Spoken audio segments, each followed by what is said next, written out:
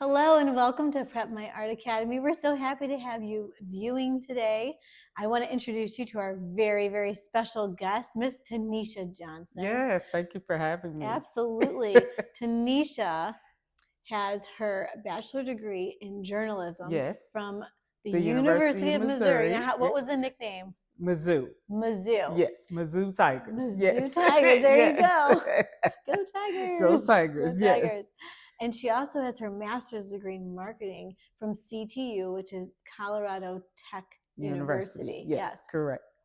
Tanisha is an outstanding writer. She's published 24 books. Yes. She's helped her daughter in the process. She's working on her fifth and sixth book right now. Yes, right? Nyla's working on her sixth book. Her Yes. sixth book right now. And you have done so much in ghostwriting. Yes. In book coaching, Publishing. She has her own publishing Yes. business, and I'm going to have all that stage Yes. plays. I'm going to have all of her bio and all that stuff listed for you below. So did I miss a category? No, we're just now getting into films. I'm tapping into film now. Yes. Wow, yes. That's incredible. It's scary, but yeah, we're doing it. Absolutely, and you're very active in your community. Absolutely. So you have very strong roots as a writer. You said you're a part of multiple chambers. Absolutely. So Rochester Chamber, the Troy Chamber of Commerce. I'm on the board for Troy, ambassador for Troy. So yeah. Wow. Mm-hmm. When do you sleep? Between 12 and 5. There you go. There you go. Midnight and 5 a.m. There you go. Yeah, absolutely. Yeah. Absolutely.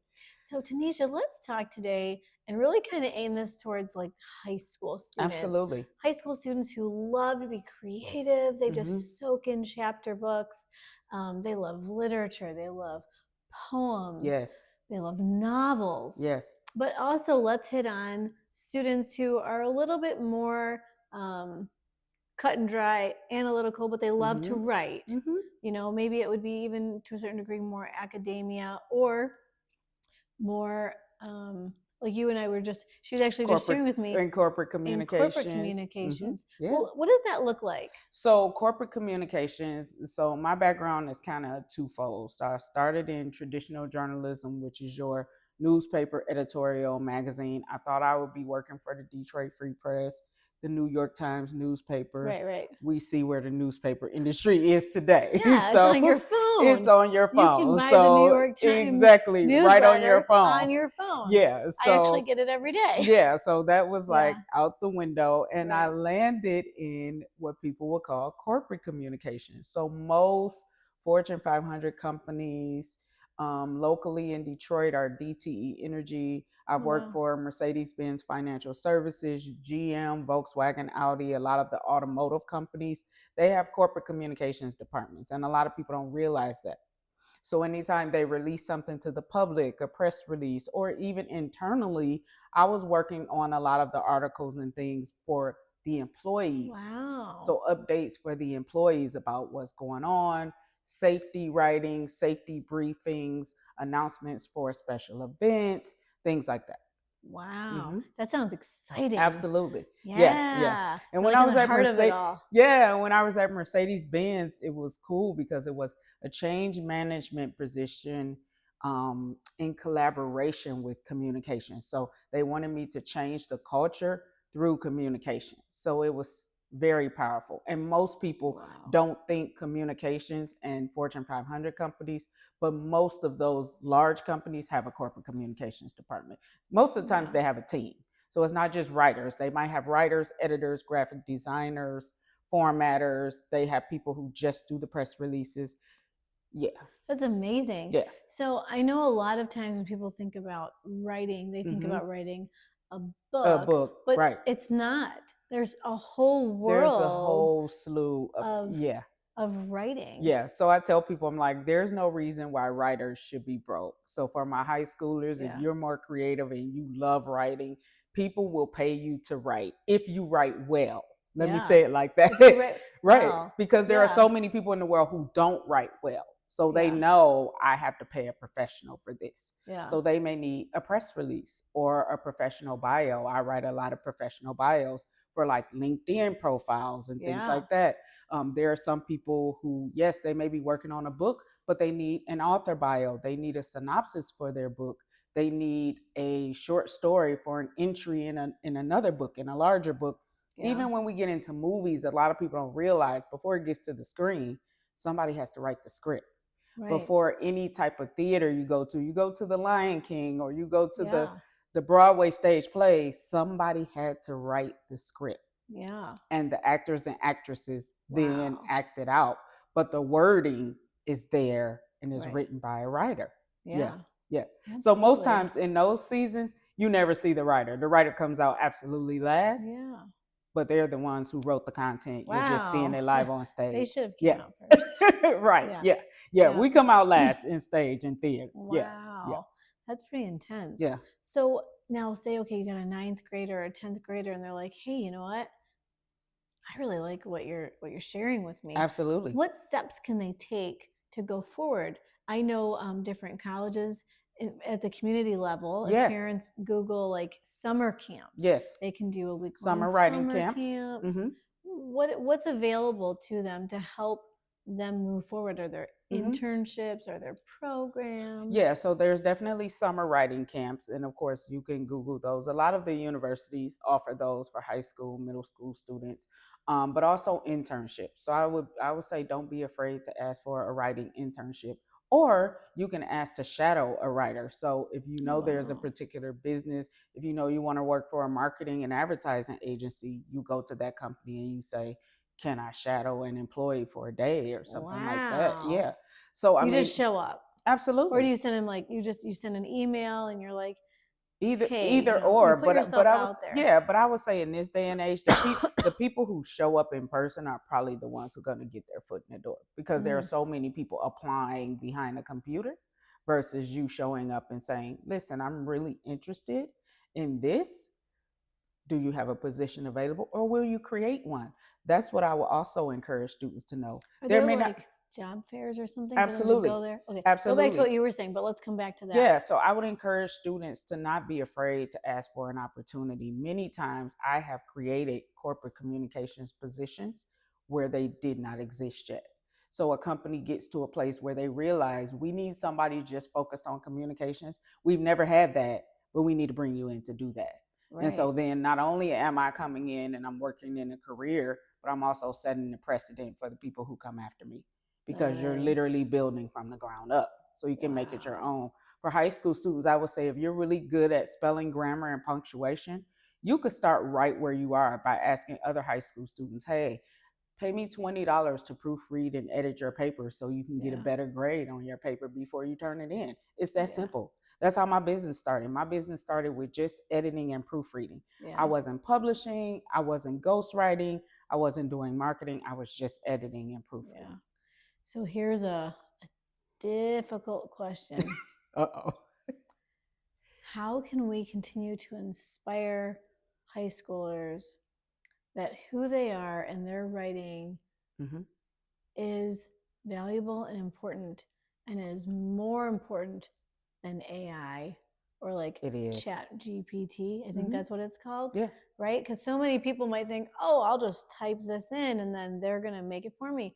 Or even, for example, you could buy the program Grammarly. Sure. And that will rewrite everything, and it checks all sorts of things. How can you inspire students to not be discouraged with that? Absolutely. But to be able to present themselves in a way that's so palatable to these opportunities that they do have, but might start to look a little fuzzy because of this internet world.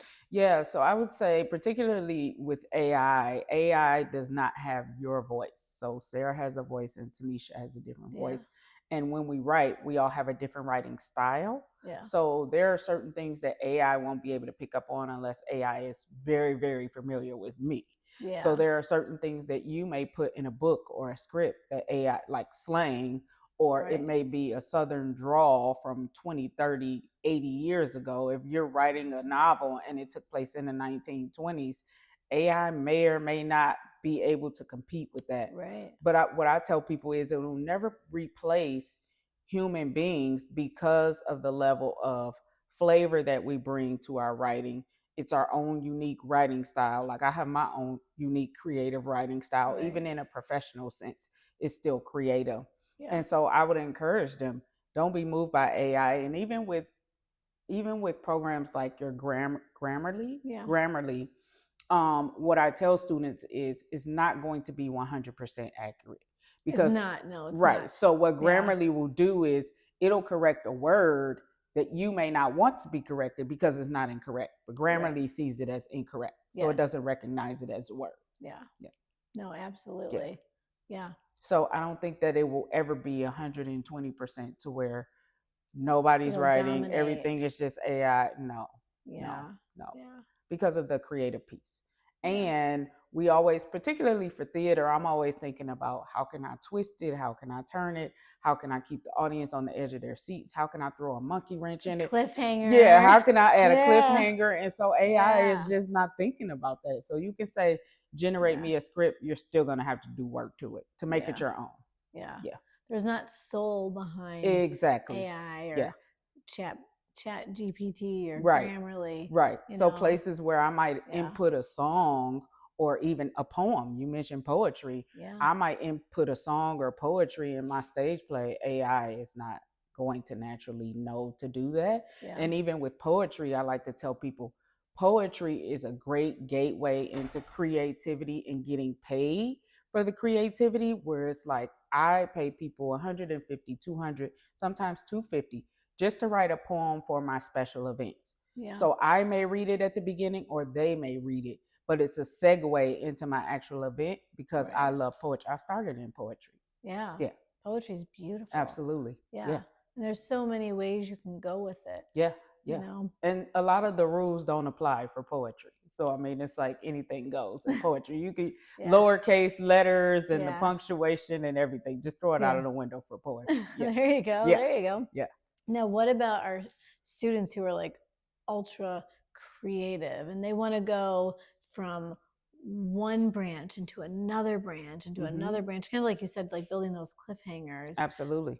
They just love to build the suspense, the creativity, the passion. Yeah, that's where a lot of our movies and things come from. Yeah. So what is your encouragement to the very, not that the other type of writer isn't creative, but I would say an even, is it deeper. politically correct to say a more sensitive creative? Probably not more sensitive, but more, they're going deeper.